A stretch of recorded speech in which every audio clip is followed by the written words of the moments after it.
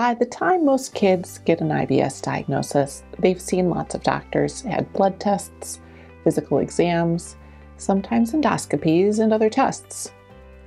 And then the doctor says, there's nothing clinically wrong, so it's probably IBS. Yet uncomfortable GI symptoms like gas and bloating persist, and there doesn't seem to be a clear reason.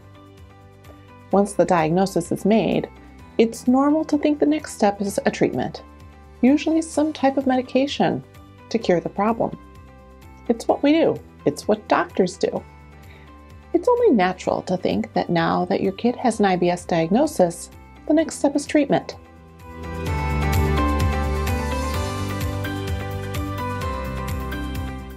Parents and children are surprised and sometimes disappointed to learn that when it comes to IBS, there's not just a pill for that. Since no one knows the exact underlying cause of IBS, treatments are traditionally aimed at managing symptoms. Unfortunately, simply managing symptoms does not eliminate the problem, but it can help. And different treatment approaches help in different ways.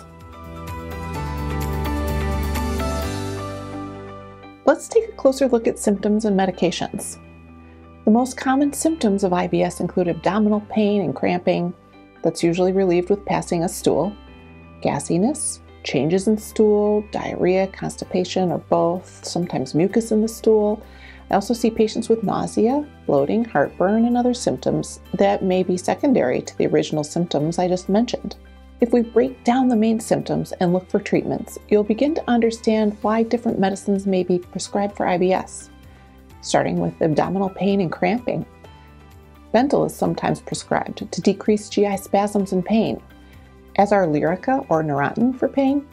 And for diarrhea, imodium is often recommended as an over-the-counter remedy. But if it's unsuccessful, a prescription such as Fiberzi might be prescribed. For constipation, often milk of magnesia or Miralax are trialed first, but if that's not effective, then Amitiza or Linzess are available, and these medicines act directly on the GI symptoms and can be helpful for many people. But keep in mind that IBS is thought to be affected by the gut-brain axis, and therefore, if symptoms haven't responded to medication aimed directly at the symptom, some patients benefit from a tricyclic antidepressant medication, such as nortriptyline, or an SSRI antidepressant, such as Prozac, to mediate the role of the nervous system in the IBS symptoms. Lastly, some patients benefit from the antibiotic rifaximin to treat the bacterial overgrowth and dysbiosis in the gut and achieve IBS relief from this approach. Here's the thing though. Medicines have side effects, from dry mouth to blurred vision, worsened constipation, and even pancreatitis.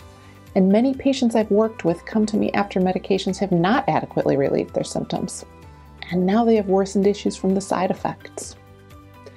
So, is medicine the best approach? Not always. And I'm actually glad for that. Yes, it's often easier to take a pill than make lifestyle changes, but what's even better is a way to prevent the IBS symptoms before they start. We know that almost 70% of IBS cases are food-related, and we even know the foods that trigger IBS flare-ups. They're those low FODMAPs I'm always talking about. FODMAPs are fermentable carbohydrates. They fall into 5 groups, including lactose, fructose, fructan, polyol, and galactan. And they're found in both processed and junky foods, such as soda and candy, as well as in some natural healthy foods, like apples and broccoli. Everyone's IBS is different, and your child's FODMAP sensitivities will be unique to them. So, how can you find out what your child's personal sensitivities are? Do a short-term FODMAPs elimination diet. A low FODMAPs diet is a wonderful medication-free trial that you can do completely on your own. During the 8 weeks of this diet, you'll relieve your IBS symptoms, discover your personal FODMAP sensitivities, and ultimately take control of your IBS and prevent flare-ups, all without the cost and medication side effects of relying on a pill. In addition to learning how to do a low FODMAPs diet, there are other non-medication options that help many people relieve their IBS.